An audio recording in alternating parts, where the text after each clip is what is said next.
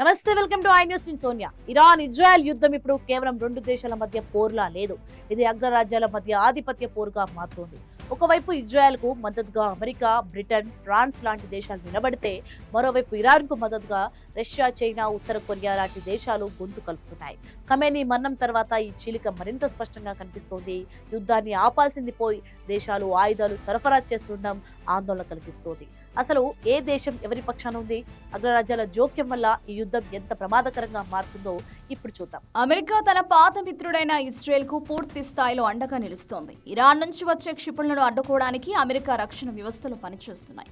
Trump ప్రభుత్వం వచ్చాక Iran పై ఆంక్షలు మరింత పెరిగాయి.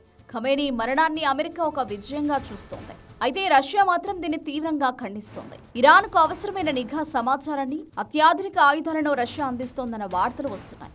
ఉక్రెయిన్ యుద్ధంలో ఇరాన్ డ్రోన్లు రష్యాకు ఎలా సాయపడ్డాయో ఇప్పుడు ఇరాన్ కు రష్యా క్షిపణులు అలా సాయపడతాయని విశ్లేషకులు భావిస్తున్నారు. ఇలా అగ్రరాజ్యాలు రెండు గ్రూపులుగా విడిపోవడం వల్ల యుద్ధం ఆగే సూచనలు కనిపించడం లేదు. చైనా కూడా ఈ విషయంలో మౌనంగా లేదు. ఇరాన్ నుంచి చమురు కొనుగోలు చేస్తున్న చైనా ఆర్థికంగా ఆ దేశాన్ని ఆదుకుంటోంది. అరబ్ దేశాల్లో శాంతి ఉండాలని చెబుతూనే అమెరికా పెత్తనాన్ని చైనా వ్యతిరేకిస్తోంది. ఇక ఉత్తర కొరియా నుంచి ఇరాన్కు క్షిపణి సాంకేతికత అందుతోందని అమెరికా ఆరోపిస్తోంది. ఇలా ఒక్కో దేశం తమ స్వార్థ ప్రయోజనాల కోసం యుద్ధంలో భాగస్వామ్యం అవుతున్నాయి. దీనివల్ల మధ్యప్రాచ్యం ఒక భారీ యుద్ధ క్షేత్రంలో మారిపోయింది. ఇరాన్కు మద్దతుగా ఉన్న ముస్లిం దేశాలు కూడా ఇప్పుడు అమెరికా వైఖరిపై గుర్రుగా ఉన్నాయి. ఖమేనీ మరణం తర్వాత పాకిస్తాన్, టర్కీ లాంటి దేశాల్లో నిరసనలు వెలువెత్తడం దీనికి నిదర్శనం. అగ్రరాజ్యాల మధ్య ఈ పోటాపోటీ రాజకీయాలు సామాన్య పౌరుల ప్రాణాలను బలి తీసుకుంటున్నాయి. ఒక దేశం ఆయుధాలు పంపిస్తే మరో దేశం బాంబులు వేస్తుంది. దీనివల్ల చర్చలకు తావు లేకుండా పోతుంది. ఒకవేళ రష్యా నేరుగా ఇరాన్ పక్షాన యుద్ధంలోకి దిగితే అది ఖచ్చితంగా మూడో ప్రపంచ యుద్ధానికి దారితీస్తుంది.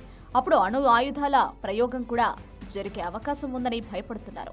ప్రపంచ శాంతిని కాపాడాల్సిన ఐక్యరాజ్య సమితి కేవలం తీర్మానాలకే పరిమితమైపోయింది. యుద్ధ జ్వాలలు ఆరాలంటే అగ్రరాజ్యాలు తమ పంతాలను పక్కన పెట్టి శాంతి చర్చలకు చొరవ చూపాల్సి ఉంటుంది. లేదంటే మానవాళికి పెనుముప్పు తప్పదు.